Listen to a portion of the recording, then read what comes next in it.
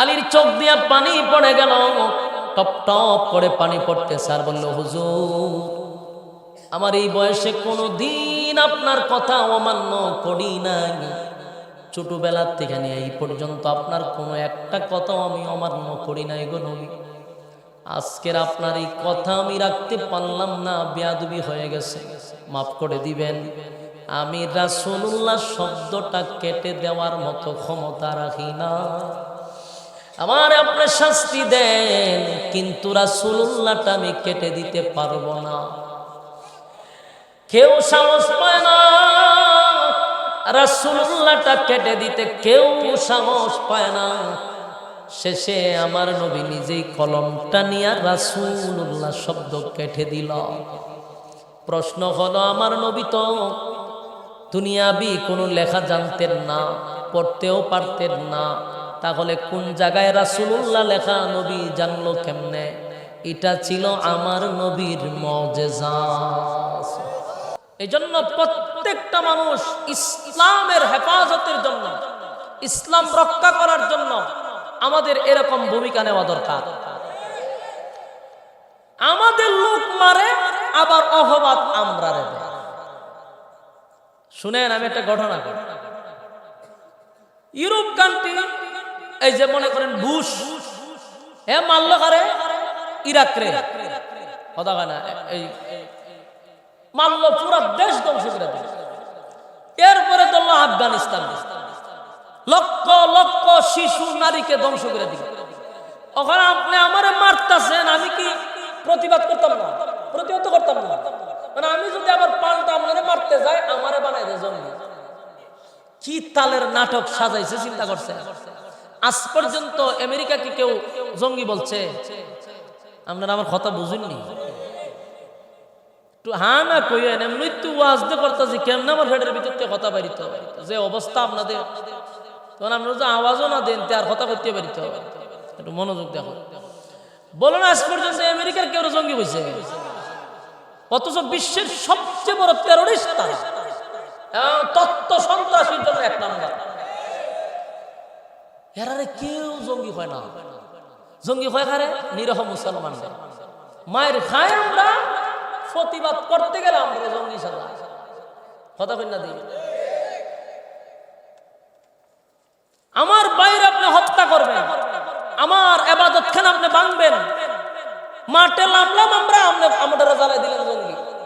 হ্যাঁ, এই নাটক তো আমরা দেখতে দেখতে বড় হয়ে গেছি। এই নাটক আমার যে বয়সী নাটক দেখতে দেখতে বড় হয়েছি আমরা। একজন আলেম যদি একটা কোরআন শরীফ বুক নিয়ে হাঁটতে হাঁটতে যায়, কয় এটা জঙ্গি, জঙ্গির বই। কোরআন শরীফ কয়টা জঙ্গির বই, কইয়া নাটক সাজায় জেলের ভিতরে।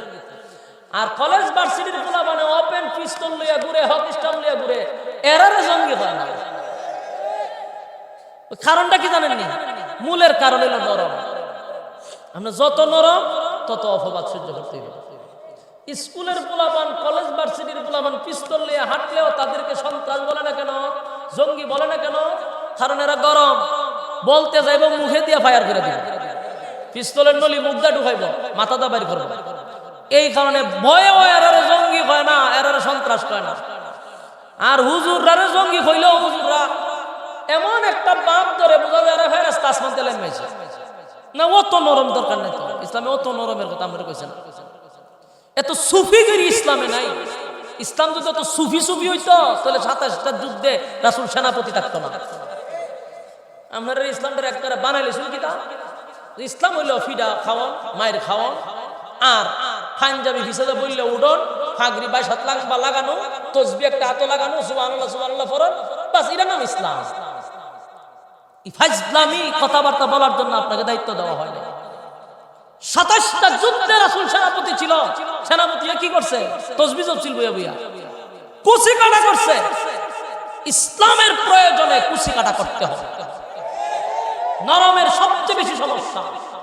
আপনারা গর্জে উঠুন, আল্লাহর কসম, 1 বছরের ভিতরে দেখবেন মুসলমানের নাম উল্লেখ জাকাত প্রস্তাব করে দিবেন। যদি আমাদের অধিকার আমরা আদায় করে নিতে পারি। আমরা অধিকার আদায় করতে পারি না, আমরা উল্টা অপবাদ দিয়ে বসে মায়ের খায়, আমরা অপমান সহ্য করি, আমরা নাটক সাজায়। আমরা এই জন্য আমার ক্ষুদ্র জ্ঞানে হয় যখনই আমাদেরকে জঙ্গি বলে তখন ফাঁকরি মাজায় বাইন্দা লাগাই, বাইন্দা কুবা শামসুর মতো কুবা। জঙ্গি যখন কইছ জঙ্গির প্রমাণ লইয়া যা বালা করে না মাইরা কেড়ে অপবাদ সহ্য করতাম। এখন আমরা তসবিলি আডি ইডার পছন্দ হয় না, নরম পাইলি আমাদের উপরে খুব দেব। মুসলমান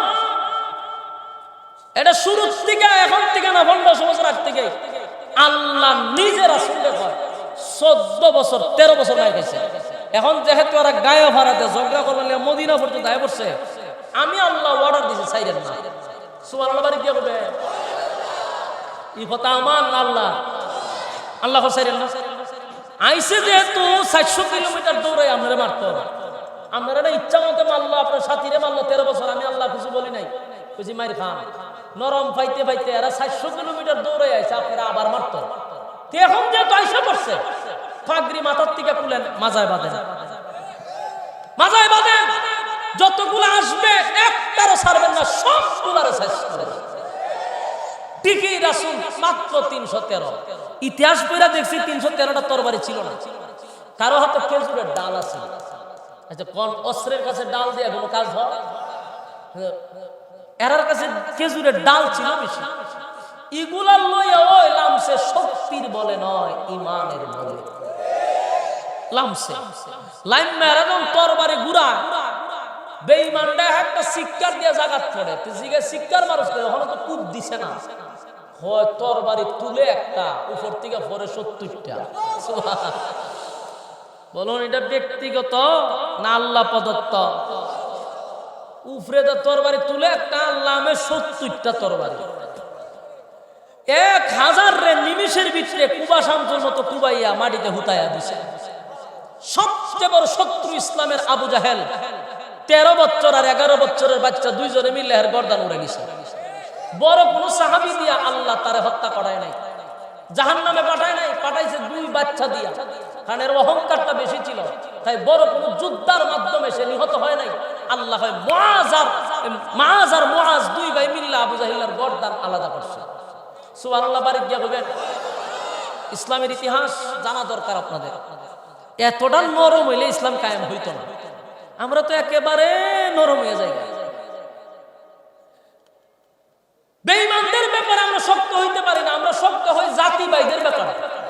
আমাদের জাতির মধ্যে গুতাগুতি করতে আমরা সবার থেকে বড় মুজাহিদ। একদল আছে কিবোর্ড মুজাহিদ, আর একদল আছে গুতাগুতির মুজাহিদ। কারে কেমনে দমন করা যায় এই গুতাগুতিতে আছে খালি আলাদা জীবন। স্বজাতির মধ্যে এরা দ্বন্দ্ব লাগাইতে রাখছে। ফাইজলামির একটা সীমা থাকা দরকার। আমাদের মধ্যেই আমরা মুজাহিদ হয়ে বসে রয়েছি, কারে কেমনে দমানো যায়, কারে কেমনে থামানো যায়। অথচ আমাদের পীরের সামরা তুলে রাখতেছে, আমরা খবর নাই। মারতে গেলেই তো সমস্যা। হক কথা তো বলা যায় না, সবারই তিতা লাগে। হক কথা বলতে গেলে জাতিবাইদের আরো বেশি তিতা লাগে। এজন্য এখান থেকে শিক্ষা গ্রহণ করুন। বদরের যুদ্ধ সাহাবী কজন ছিল? 313। হেরা কত ছিল? সাইজ করছিলি আমি কই ওয়াজ করতেছি। আল্লাহ, আজকে আমি নিজ ওইখানে বইয়া চিন্তা করছি, আমি কই আইছি ওয়াজ করতাম, কি ব্রাহ্মণবাড়ি আইছি না ভাবনা বইছি? ব্রাহ্মণবাড়ির মানুষের তো এরকম আওয়াজ না। ব্রাহ্মণবাড়ির মানুষ তো তর্জন আরো বড় গলাটা হইন না। আপনি বাপ লইছেন ভাবনার, আর কোন শহীদ বাড়ি, শহীদ বাড়ির মানুষ তো গরম তাহার কথা, কিন্তু আওয়াজ নাই আপনার, আর বেশি ভাবনা। আওয়াজ দিতে হবে, আওয়াজ। বলুন বদরের যুদ্ধে ছাইরা দিছে 6000 আইছি। সাহাবী কত? সাইজ করছি না 1000 একের সমান করে নিছে আবু জাহেলের সুদ্ধা। এগুলা ব্যক্তিগত শক্তি ছিল না, ইমানি জজবা ছিল। গেল এই যুদ্ধ, আরো বহু যুদ্ধ হয়েছে। যুদ্ধের এক পর্যায়ে অনেক বছর, প্রায় 6 বছর মদিনাতে এই যুদ্ধের 6 বছর পরে কথা বলতে, 6 বছর পরে রাসূল স্বপ্নে দেখছে যে সাহাবীদেরকে নিয়ে উনি উমরা করতেছে। অথচ এই 6 বছরের ভিতরে কিন্তু কেউ আর মক্কা যাইতে পারছে না। নিজের দেশ, মায়ের দেশ, জন্মস্থান কেউ যাইতে পারে নাই। তো সবাই জন্মস্থানের জন্য একটা মায়া আছে না, বাড়িঘর ছেড়ে আইছে। তো রাসূল স্বপ্নে দেখছে সাহাবীদেরকে নিয়ে গেছে উমরা ওয়াজ করালে, গেছে দে উমরা টুমরা করছে, কইরা একেবারে সুন্দর মতে আবার জায়গায় ফিরে আসছে। স্বপ্ন দেখার পরে রাসূল সাহাবায়ে কেরামদেরকে বলল, শুনো, আমি তো গতকাল একটা স্বপ্ন দেখছি। কি স্বপ্ন দেখছে? তো দেখছি তোমাদেরকে নিয়ে আমরা উমরা করতে গেছি, উমরা করে আমার নিরাপদে আমি মদিনায় আসছি। হযরত ওমর কয়, হুজুর, আপনার স্বপ্ন তো স্বপ্ন না, আপনার স্বপ্ন তো ওহী। আপনার স্বপ্ন আমাদের স্বপ্ন না, আপনার স্বপ্ন তো ওহী, মানে ডাইরেক্টলি বাস্তব। তাহলে আপনি যেহেতু দেখছেন, আপনি উমরা করতে গেছেন। আর আমরা অনেক সাহাবীরা মায়ের দেশ, জন্মস্থান সবকিছু ছাইরা আসছি, 6 বছর হয়ে গেছে, এখনো যাইতে পারলাম না নিজের দেশে। চলুন, যেহেতু স্বপ্ন দেখছেনই, আমরা উমরাও করলাম, আমাদের জন্মভূমিটাও আমরা সফর করে আসলাম। রাসূলও কইল, ঠিক আছে, মদিনায় খবর ফিরে দাও। মদিনায় নারী পুরুষ সবাই জানি এত খুশি আনন্দ, অনেক দিন পরে আমরা মক্কায় যাব। প্রায় 1500 সাহাবী হবে। এদেরকে নিয়ে রাসূল রওনা দিছে মক্কার দ্বার প্রান্তে। সাথে উট, বকরি, বেড়া ইত্যাদি সহ লয়ে গেছে, কুরবানি করবে।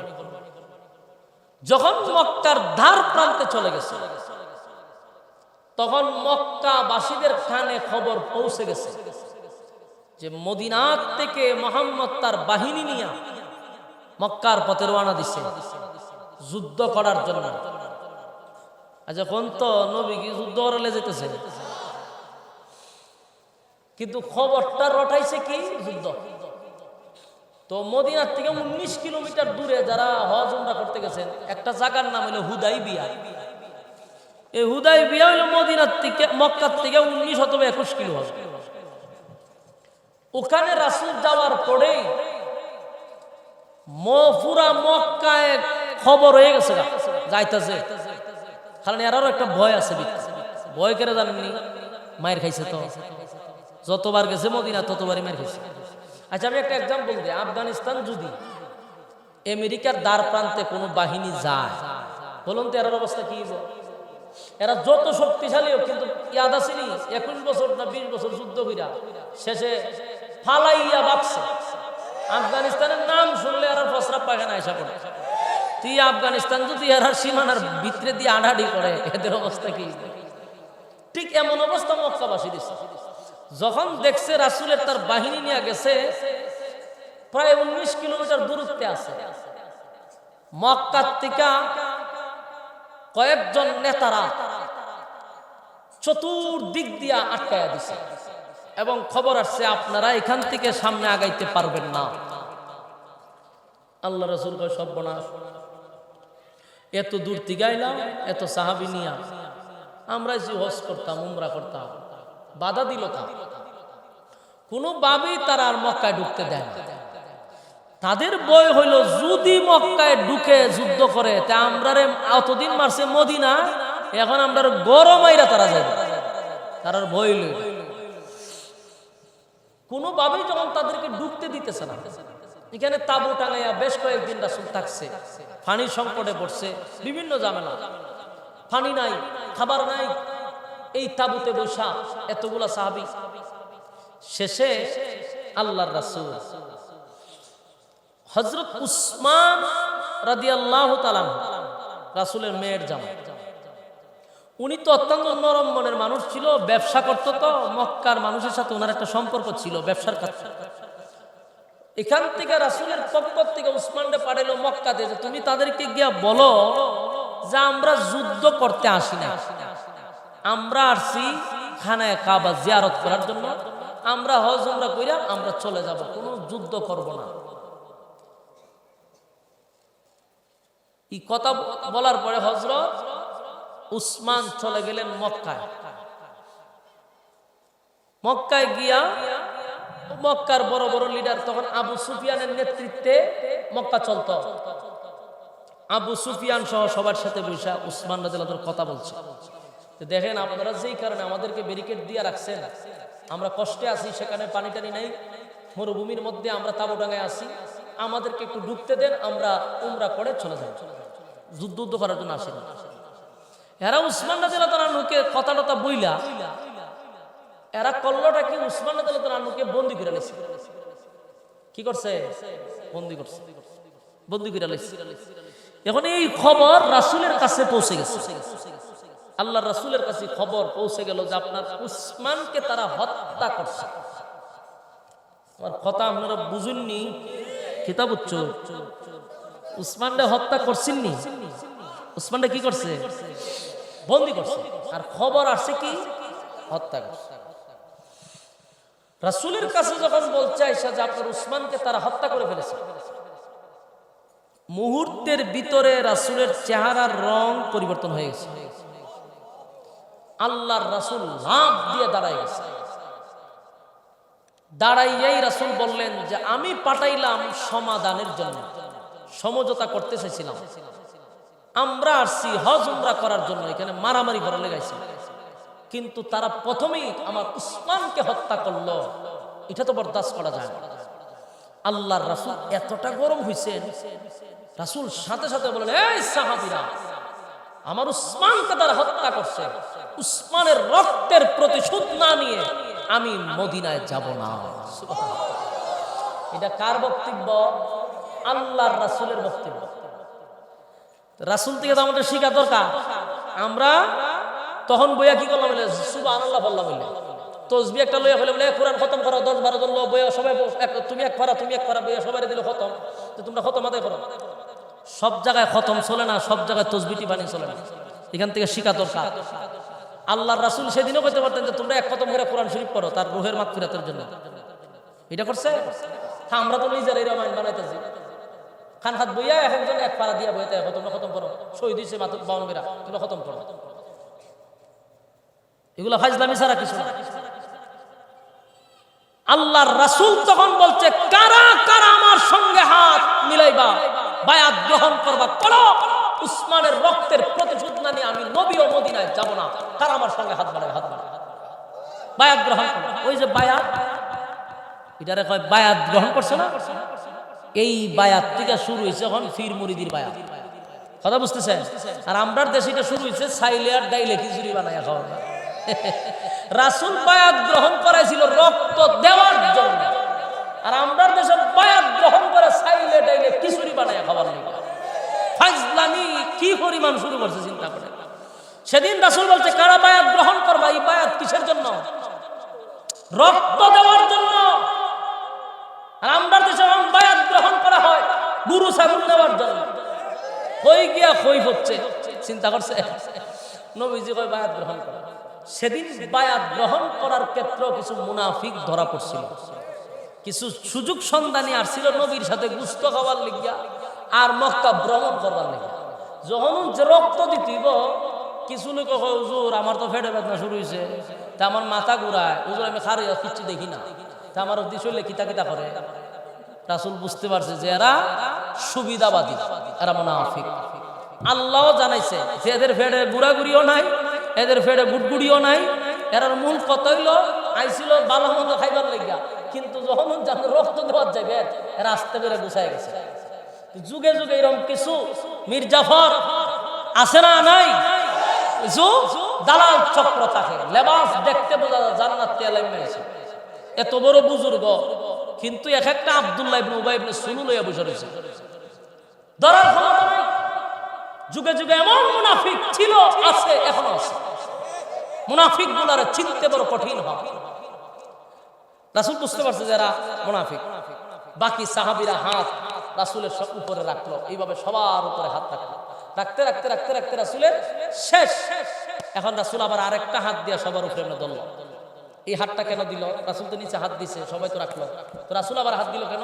রাসূল বললেন, আমার পক্ষ থেকে, হযরত উসমানের পক্ষ থেকে আমি হাতটা দিলাম, কারণ উসমান ইন্তেকাল হয়েছে কিনা এটা আমি শুনছি, এখনো আসমান থেকে খবর আসে নাই, এখন আসমান থেকে খবর আসে নাই, তাই আমি 100% না, তবে যদি উসমান বেঁচে থাকে তাহলে উসমানের পক্ষ থেকে আমি হাত রাখলাম, আর উসমান যদি বেঁচে না থাকে তাহলে আমরা শপথ করলাম উসমানের রক্তের প্রতিশোধ নিব। কথা বুঝতেছেন? এই যে এখানে যা যা হয়েছে, এখান থেকে একদল গুপ্তচর ওই মক্কা গিয়ে আবার আবু সুফিয়ানের কাছে বলছে, তোরা যে এইদিকে বৈশা মুরগি পোলাও খাইতেছস, তোরারে কুবাইব, জনমের কুরবানি কুবাইবা ঠেডা দিয়া ঠেডা দিয়া তোরা কুবাইবা।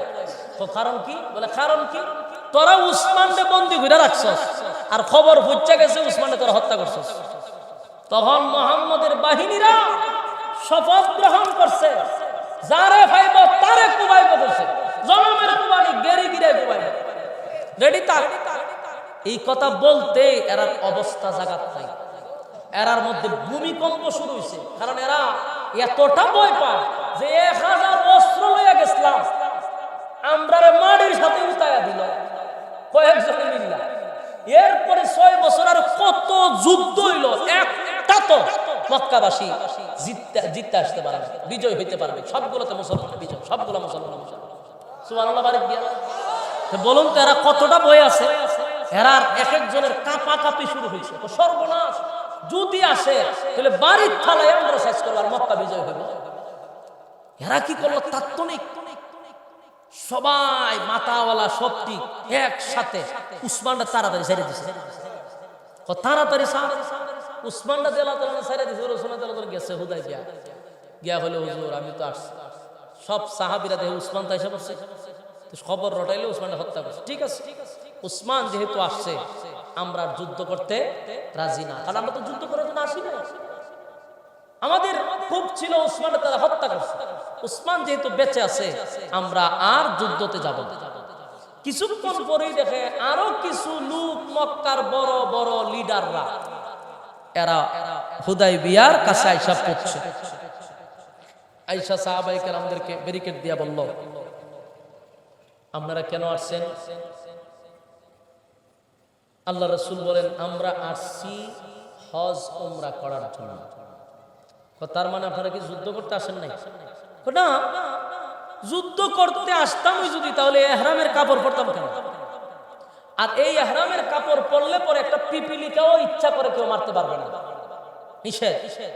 সেখানে মানুষ মারবো কিভাবে? তো তাহলে আপনারা আসছেন হজ উমরা করার জন্য। ঠিক আছে, ভালো কথা। তবে যেটাই হোক এই বছর আপনারা হজ উমরা করতে পারবেন না, আপনারা জানগা। বলুন তো দেখি, কথাগুলি বিতর্কিত কথা না? কথা ফের না দিই আইলাম 400 কিলোমিটার দৌড়ে কাছাকাছি, এখন যদি কোন বলে না করতে দিতাম না জানগা, তাহলে তো একতরফা আমাদের উপর জুলুম করা হচ্ছে এবং বেড়াগিরি দেখানো হচ্ছে। রাসূল বললেন, দেখেন আমরা শুধু হজ উমরা করেই চলে যাব, কারোর সাথে কোনো দ্বন্দ্ব করব না। তবে দিতে পারি, শর্ত আছে। শর্ত যদি মানেন তাহলে আমরা রাজি হব। ও এরা একটা চুক্তি করে এখানে, যেটাকে ইসলামের ভাষায় বলা হয় ঐতিহাসিক হুদাইবিয়ার সন্ধি বলা হয়। কথা বুঝতেছেন? অনেক স্কুলে বিভিন্ন আগে তো এগুলো ছিল, ইসলামিক অনেক ঘটনাগুলি স্কুলে পাওয়া যেত। এখন তো পাওয়া যায় সকালবেলা উঠতে আপনি ডিমবাজি কেমনে করবেন, ঘুমাইবেন কেমনে, এরপর আরো যে কত নিচে নামছে, যেগুলা আমি আপনাদের সামনে বলতে গেলে আমার নিজেরই লজ্জা লাগবে। অথচ এই কথাগুলি আমাদের 5 বছরের বাচ্চাদেরকে স্কুলে শেখানো হয়। আমি আর কেমনে নিচে নামতাম, কারণ আমি পারতেছি না এই কথাগুলি আপনাদের সামনে বলতে। অথচ আমার কমলমতি বাচ্চাদেরকে 5 বছরের বাচ্চারা যৌন সুরসুরি দেওয়া হয়। আর আপনার মা বাবা এদেরকে সাজায় বুঝায় স্কুলে পাঠান। 5 বছরের বাচ্চারা এরা কি পরিমাণ হিন্দুত্ববাদী শিক্ষায় শিক্ষিত করতেছে খবর নাই। আরে ভাই, তুই হিন্দুত্ববাদী শিখালে তোর হিন্দুদেরকে শিখা, আমার মুসলমানকে কেন শিখাচ্ছিস? পুরা শিক্ষা অঙ্গনটাকে প্যারালাইসিস বানায়া দিছে। আগামী জাতি কমল মতো শিশুগুলা এদের জীবন ধ্বংস করে দিয়েছে। লেখাপড়ার নামে সব শেষ। ডিমবাজি করতে পারবে আর ঘর কেমনে যারা দিবে এটি শিখছে। তো লম্বা ঘটনা ভাই, আমার এই সময়ে এই কথাগুলি গুছাইয়া ফিনিশিং দিতে আরো অনেক সময় দরকার। আমার টাইমও শেষ, 8টা পর্যন্ত আমার সময়। এই কথা বইলেই আমি প্রোগ্রামটা রাখছিলাম, তো 8টা বাইরে গেছে। তো শেষ কথাটা বলি সংক্ষিপ্ত আকারে। এরা এই সন্ধির মধ্যে অনেকগুলা চুক্তি দিছে, সব চুক্তি বলা অসম্ভব না, এখন সময় শেষ। একটা কথা হলো যে এই বছর আপনি হজ উমরা করতে পারবেন না। কথা বুঝতেছে? সব চুক্তিতে রাসূল একের পর এক সব রাজি হয়েছে। রাসূল মাইনে নিতেছে। কিন্তু সব সাহাবী তো একরকম না। হযরত উমরের মেজাজ তো গরম। উমর রাগের সুরে তরবারি নিয়ে হারিকে, হুজুর অনুমতি দেন, আর সহ্য করতে পারতেছে। আপনি কেন ভয় পাইতেছেন? আপনি কেন সব মাইনে নিতেছেন? যতগুলো আসছে একটার মাথাও আমি ফিরাইয়া দিব, আমি একাই যথেষ্ট, খালি অনুমতি দেন। এদের সাথে আমাদের কিসের চুক্তি আর কিসের তর্ক আর কিসের হুদাই এখানে সন্ধি হবে? কোনো সন্ধি মন্দি নাই। আপনি অর্ডার দেন, সবগুলার হলাই দেন। কিন্তু রাসূল খালি উমর শান্ত হন। এই যে শান্ত হও, রাসূল যে তাদেরকে শান্ত করছিল, এটার ভিতরেই বিজয়। সুবহানাল্লাহ। একতরফা অপমানজনক, আমার সময় নাইলে সবগুলা বলতাম কি কি ব্যবহার রাসূলের সাথে তারা করছিল, সময়ের কারণে পারলাম না। অপমানজনক, এক কথা শেষ। প্রতিটা সন্ধি ছিল, প্রতিটা চুক্তি ছিল অপমানজনক, একতরফা অপমান। নবী একতরফা সহ্য করছে, সব মেনে নিল। কিন্তু সবাই মানলেও উমর মানতে পারে না, কষ্টে বুক ফেটে যায়, রাসূলের উপর কথাও বলতে পারতেছে না। শেষে সব কথা যখন মাইনে নিলে, যেমন কাগজ দিয়েছে, এটা তো কাগজে কলমে লিখতে হবে, লেখার দায়িত্ব দিছে হযরত আলী রাদিয়াল্লাহু তাআলা আনহুকে। যেমন আমরা ছোটবেলা কুইজ প্রতিযোগিতা আসিল, এটির মধ্যে লেখা থাকতো হুদায়বিয়ার সন্ধির লেখক কে ছিল, এইগুলো প্রশ্ন আসে, এটি ইয়াদ রাখবেন। হযরত আলী রাদিয়াল্লাহু তাআলা আনহু ছিল হুদায়বিয়ার সন্ধির লেখক। উনি লিখতে শুরু করলেন, এদের 5 জন নেতার নাম আর আমার নবীর নাম। যখন 5 জন নেতার নামও লিখলো, আমার নবীর নাম আব্দুল্লাহর পুত্র মুহাম্মাদুর রাসূলুল্লাহ, মুহাম্মাদুর রাসূলুল্লাহ। এখন এরা উঠতে কয়, না, এই কাগজ আমরা মানি না, এই চুক্তি আমরা মানি না। কেমন মেজাজ গরম হয়! একতরফা তোরাই শর্ত দিলি, একতরফা অপমান করলি, আমার নবী একতরফা মাইনা নিল। এখন সব কথা শেষ, লেখা শুরু হয়েছে, এখন কয় মানি না। কেন মানুষ না হয়? যদি আমরা মানি তাহলে আব্দুল্লাহর পুত্র মুহাম্মদ পর্যন্ত মানি, রাসূলুল্লাহ মানি না। ওই কাগজে শুধু মুহাম্মদ লেখা থাকবে, রাসূলুল্লাহ লেখা থাকবে না। যদি তোমরা রাসূলুল্লাহ এখানে লিখিলাও, তো ওই এত বছর যুদ্ধ করার মানে রইল কি? যে কাগজে কলমে রাসূলুল্লাহ মাইনে নিলাম, এই জন্য আমরা রাসূল লেখাটা মানতে রাজি না, শুধু মুহাম্মদ লেখা। চিন্তা করছে হযরত উমর ভাই, আর কেমনে সহ্য করেন হুজুর, অনুমতি দিলেন, মেরাল ফল্লা ফলাই দিন। উমর তরবারি একবার বাইর করে, একবার ভিতরে ঢোকায়, সহ্য করার মতো না। একতরফা রাসূল এতগুলা সাহাবীদের সামনে একতরফা অপমান, সাহাবীরা সহ্য করবেন না। যেই সাহাবীরা নবীর জন্য জীবন দিলা, এরা সহ্য করতে পারবে না। রাসূল খালি হয় শান্ত হন, শান্ত হন। শেষে আল্লাহ রাসূল বলেন, হযরত আলী রে বলেন, আলী খাইটা দাও, রাসূলুল্লাহ খাইটা দাও। এই কথা বলতে হযরত আলী সাহেব নবী নিজে খাইটা দিছে।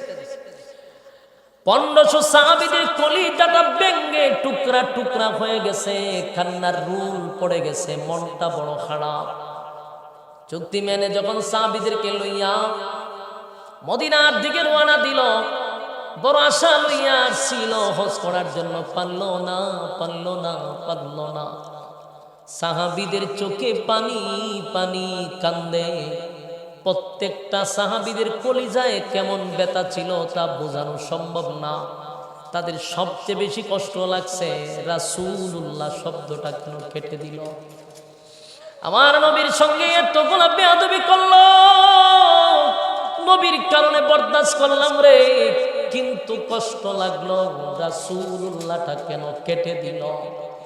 এই ব্যথাটা লইয়া 400 কিলোমিটার দৌড়াইয়া যখন মদিনার দ্বার প্রান্তে চলে যায়, তখন আমার আল্লাহ জিব্রাইলের মাধ্যমে সূরা ফাতাহের শেষ আয়াতগুলি নাজিল করে জানায়া দেয়, ওমা মুহাম্মাদুর রাসূলুল্লাহ والذين معه أشداء على الكفار رحماء بينهم تراهم ركعا سجدا।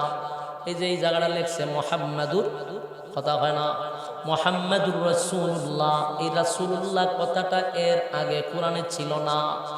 আল্লাহ আয়াত নাজিল করে জানায় দে, হাবিব আপনার 1500 সাহাবীর কলিজায় যে আঘাত, সারা রাস্তায় চোখের পানি তারা ফালাইছে, এই 10 বছরের একটা কাগজে আপনার নাম রাসূলুল্লাহটা কেন কেটে দিল, নামটা কেন কেটে দিল, তাদের মনে বড় কষ্ট। তাই তো আমি তাদেরকে খুশি করার জন্য কিয়ামত পর্যন্ত যেই জায়গায় রাসূল থাকবে সেই জায়গায় রাসূল বসায়া দিলাম।